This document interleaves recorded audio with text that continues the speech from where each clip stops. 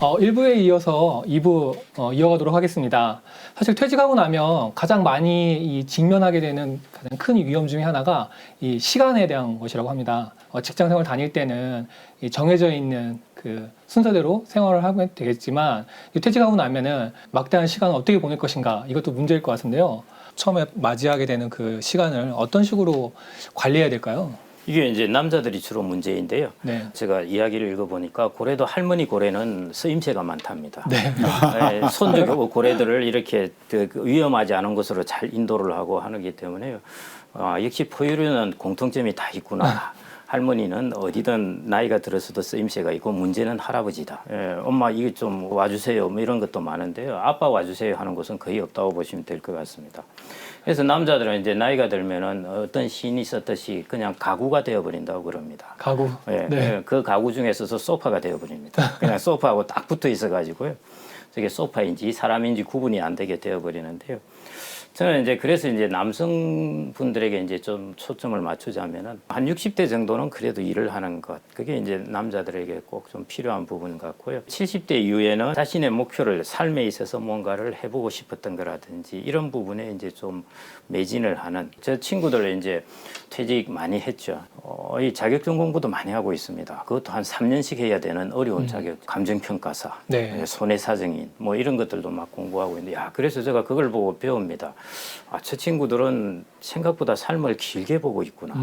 3년, 4년 여기 투자해서 그런 자격증을 딴다는 것은 따고 나서도 적어도 15년 정도는 자기가 생각을 한다는 것입니다. 네. 그래서 그렇게 좀 잡아보면 좋을 것 같고요. 네. 얼마 전에 저희 고등학교 선배님이라고 그러시는데 한 84세 정도 되셨는데 3부작 대하 소설을 냈습니다. 그거 마산으로부터 시작해서 쭉 예. 저 연해주, 뭐 블라디보스톡 이런 전체를 아우르는 그 이야기들을 하는데 이거 한다고 얼마나 자료를 많이 모았겠습니까? 그렇죠. 제가 보니 퇴직하고 나셔가지고 거의 15년, 20년 이 자료 모으고 여기 매진을 하신 것 같아요. 그래서 이제 그런 목표들을 하나 좀 혹시 각 개인마다 가질 수가 있으니까요. 일본 같은 경우에 보면은 한때 60대 후반, 70대 들어서 문학상을 타는 사람들이 꽤 최근에 많이 생겨나고 있습니다. 그게 이제 자기가 가졌던 어떤 일에 한번 매진을 해보는 것이죠. 네. 그렇게 저는 연령대로 나눠보면은 그렇게 네. 보는 것이 어떨까 합니다. 근데 저는 그 퇴직 후에 3대 불안이 있는데 뭐냐? 첫째가 돈이고, 네. 둘째가 건강, 셋째가 외로움인데, 네. 그럼 각각 그에 대해서 대비를 해야 되겠지만은 기본적으로 3대 불안을 해소하는 최선의 방법은 돈이 되는 일이든 네. 또는 취미 활동이든 네. 소일거리가 있어야 된다.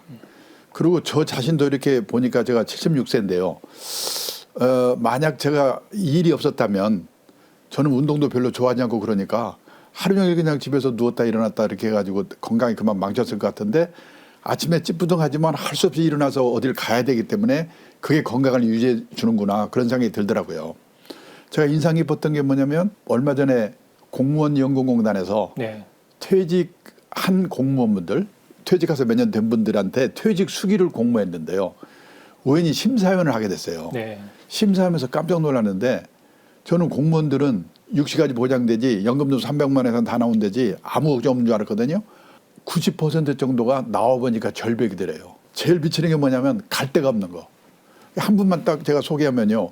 고급 공무원 한 분인데 이분은 연금도 있고 퇴직했으니까 신나게 한번 놀아봐야지. 웬걸 3개월 놀았더니 미치겠더래요. 아침에 일어나면 마누라 눈치가 보이는데 저놈 인간은 오늘 또 안 나가나? 놀래가지고 동네 도서관에 갔더니요. 신문 한 장 보려고 쟁탈전이 벌어지는 거예요. 아이고 꼴 보시려 취직해야지. 그때서 원서를 여기저기 돌렸는데 준비가 안 돼가지고 면접 보러 오라는 데도 없어요. 근데 오늘 한 군데서 면접 보러 오라고 연락이 왔더래요. 네. 요즘 많이 생기고 있는데 주간 노인 보호센터.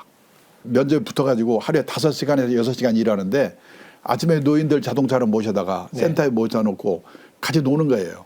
장기도 주고 노래도 부르고. 혼자 계신 노모를 생각해서 이분들한테 잘해줘야지. 인기가 짱이에요. 근데 요즘 주간 노인 보호센터가 여기저기 생기면서 노인들이 삐치면 다른 데로 가버린대요. 돈이 안 되잖아요. 근데 그 센터는 그분 때문에 다른 데서 온대요. 유명 의사가 됐어요. 한 달에 월급 얼마 받냐? 월급을 70만 원 받고 집에서 내던 건강보험료 30만 원 회상 안 해준대요.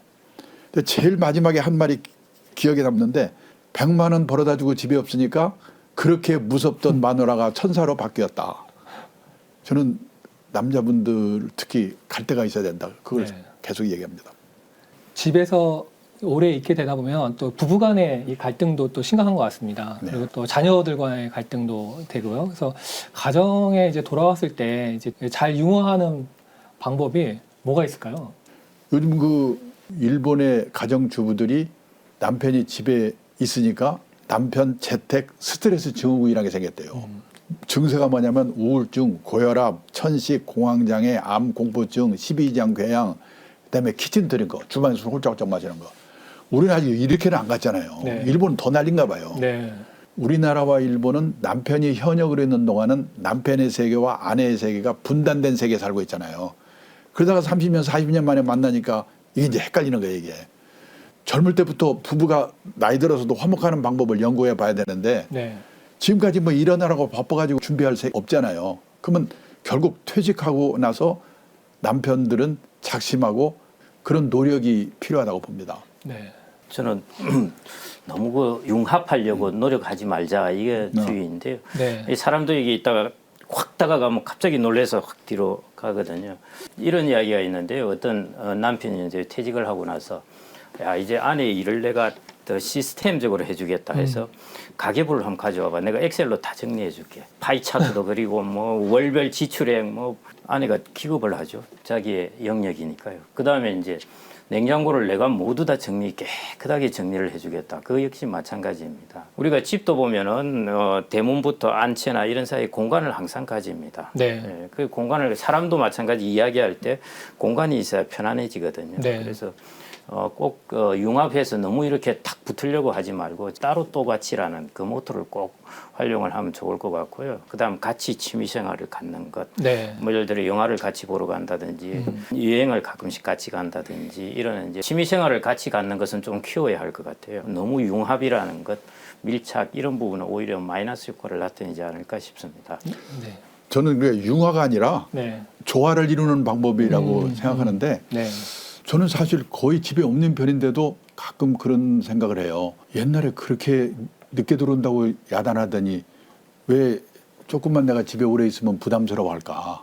거의 대부분 집에 남편들이 있으면 부인들이 얼마나 불편해할까 그런 생각을 하거든요. 네. 그렇기 때문에 같이 있는 시간을 좀 줄여주는 거는 꼭 필요한 것 같다는 생각이 들어요. 네. 일본은 그래도 단독주택이다 보니까 2층이 있잖아요. 네. 그러니까 누가 2층에 가 있으면 나는 1층에 가 있고 이렇게라도 해도 되는데 네. 우리나라는 다 한 층 안에 다 있기 때문에 움직이면은 거실에서 다 보고 그럽니다. 그래서 저는 그 정도가 더 심할 것이라고 보아지고요. 네. 네, 그런 면에서 더더욱이 이런 부분은 좀 앞으로 유의해야 될 부분이 아닌가 생각됩니다. 그리고 내 마누라만 나한테 저렇게 야속하게 하는가 그게 아니라 대한민국 마누라 다 똑같다. 아. 세계 마누라가 다 똑같다. 그렇게 생각하고 하면은 마음이 편해질 것 같은 생각이 들어요. 그 은퇴 후에 이제 새로운 뭔가 일을 하는 게 중요하다고 이제 우리 이야기를 나눴었는데요. 뭐 여러 가지를 고민하다가 이 새로운 사업이나 이 장사를 고민하는 사람들도 많은 것 같아요. 여러 가지 뭐 위험들도 많고 그럴 것 같은데 네, 이에 대해서는 좀 어떤 조언을 해줄 수 있을까요? 저는 퇴직하고 나서 창업이라면 거창하지만 네, 어떻게 보면 할 수밖에 없고 네, 괜찮다고 생각하는데 김 대표님 계실 때 미래에셋에서 보고서 냈던가요? 은퇴 파산하는 5가지 리스크. 예, 예. 거기에 은퇴 창업 리스크가 있더라고요. 예, 그만큼 사실은 창업이 힘들다는 거를 각오를 해야 되는데 일본 책을 봐도 그렇고 우리나라도 봐도 그렇고 그냥 장사나 해볼까? 네, 장사나 해볼까? 뭐 장사밖에 할 게 없잖아. 이런 생각을 하고 하는 분들이 좀 문제인 것 같은 생각이 들어요. 네, 대개 3명 중 1명이 창업에 도전한다고 그랬더라고요. 예, 도전한 분 중에 3명 중 2명은 폐업이나 휴업을 했다고 그러더라고요. 그래서 저는 뭐냐면 자기가 그동안에 관계해오고 해왔던 일 중에서 하는 게 좋고 그 일에 대해서 준비를 제대로 하는 게 중요하고 또 하나는 너무 고정 비용을 많이 들어가게 창업하는 건 안 좋지 않나. 그 남의 눈을 의식하는 거거든요. 네, 사람을 처음부터 많이 쓰는 게 아니라 예, 아웃소싱을 할 수 있는 방법을 많이 택하는 것도 방법이고 네, 뭐 언택트 시대라고 하잖아요. 네네. 또 오피스 프리 시대라고 하잖아요. 그렇죠. 그래서 창업을 하더라도 가볍게 창업하는 방법을 좀 많이 노력해 볼 필요가 있고 네, 저도 좀 약간 창업을 해봤다 뭐 이렇게 해본 입장이기 때문에 예, 예. 말씀드립니다. 우리나라 고독사를 보면요, 남성이 70%, 여성이 30%입니다. 네. 남성이 압도적으로 많고요. 그다음에 이제 연령별로 보면은 이제 60세대가 제일 많고 그다음에 50대, 70대 이런 순서입니다. 근데 이제 여성 같은 경우는 거의 80대 고독사입니다. 그렇기 때문에 이거 고립사이죠. 고독해서 그렇다기보다는 고립돼 있다 보니까 이제 그런 것이니까요. 여성은 자연사에서 크게 벗어나지 않는데 남성은 이제 그런 부분에서 자연사라기보다는 일종의 비명행사라고 이렇게 봐야 될 것 같은데요. 주로 이제 이유들을 보면은 이제 사업 실패하고 건강 문제입니다. 그래서 제가 이제 좀 강하게 말씀드리자면은 창업 잘못하면 고독사로 갈 수 있다. 이 정도로까지 생각을 하셔야 되고요. 진짜 멀쩡하게 대기업 다니다가 네. 사업에서 실패하면요. 가족들하고 흩어집니다. 네. 가족을 떠나서 혼자서 이제 뭘 해보겠다고 갔다가 거기서 이제 계속 고립되어 버립니다. 그래서 그런 부분을 꼭 좀 이제 특히 노후에는 그 부분을 유의하셔야 될 것 같고요. 그러니까 3명 중에 2명 정도가 이제 했다가 실패한다는 것인데 그걸로 이제 다른 말로 표현을 해보면은 내가 주식을 샀는데 한 3년 후에 상장 폐지될 확률이 60에서 70%에 이르는 주식을 덜커덩 산다는 거예요. 사라 그러면 아무도 안 사요. 그런데 자기가 하면은 성공할 것 같아요. 그게 이제 가장 큰 인지 오류인데요. 은퇴 후에 창업을 한다면은 웬만하면은 그 부인들에게 도시락을 싸들고 가면서 말리는 게 낫고 그럼에도 불구하고 뭔가 하겠다 하면은 소자본으로 하고 말씀하셨지만은 이제 소자본이라는 게 되게 중요한 것 같고 저보다 한 1년 정도 일찍 이제 또 퇴직한 동료가 한 명 있는데요. 오피스 이렇게 딱 얻어놓고 안 했습니다. 공유 오피스에서 자기 방 하나 딱 돼 있고 그다음에 주차장 주고 거기 돈이 이제 한 달에 한 50만 원 정도 드는데 그 돈을 어떻게 충당하느냐? 자기 아들 둘이가 이제 취업을 해서 다니는데 네. 자기가 집을 청소를 해준답니다. 그래서 너네들 나한테 청소비 내라 해가지고 네. 거기서 50만 원 받아가지고 공유 오피스를 충당한대요. 그러니까 비용 하나도 안 들어가죠. 그 이제 자산 관리 이런 쪽을 하고 있는데요. 그래서 정말 이게 운영 비용, 고정 비용 이런 것들이 가급적 적게 드는 그런 네. 방안을 찾아야죠. 자본을 갖다가 넣었다가는 잘못하면 이제 고독사의 길로 갈 수가 있다는 것이고요. 차라리 소자본 3년 창업하는 것보다 3년 동안에 해서 좋은 자격증 하나 따는 것이 더 나을 것 같습니다. 제가 그 옛날에 증권회사에 국제 업무 담당 임원을 할 때 네. 그 우리 고객 중에 미국 사람 중에 여기 와서 엄청나게 투자하는 사람이 있었어요. 네. 그래서 그 굉장한 회사를 자산운용사를 하는가 보다 생각했는데 네. 거기 출장 갔다 온 제 밑에 직원이 뭐라고 하냐면 차고에 조그만 데다가 하나 방 하나 놓고 거기서 하고 있더래요. 네. 근데 우리는 그냥 뭔가 크게 거창하게 차리고 폼나게 해야 되는 걸로 생각하잖아요. 고정관념을 강라는 게 중요하겠다는 생각이 들어요. 나중에 가면 그거 다 돈이거든요. 특히 높은 데 계셨던 분들이 좀 이렇게 멋있는 사업체를 만들었다가 아니면 뭐 멋있는 창업을 했다가 실패하셔서 더 큰 나락에 빠지는 경우를 많이 보는 것 같아요. 그래서 말씀하신 것처럼 정말 적은 비용으로 그래서 자기의 전문성을 가지고서 굳이 한다면 그런 것들이 좋은 대안이 되지 않을까라는 생각이 듭니다.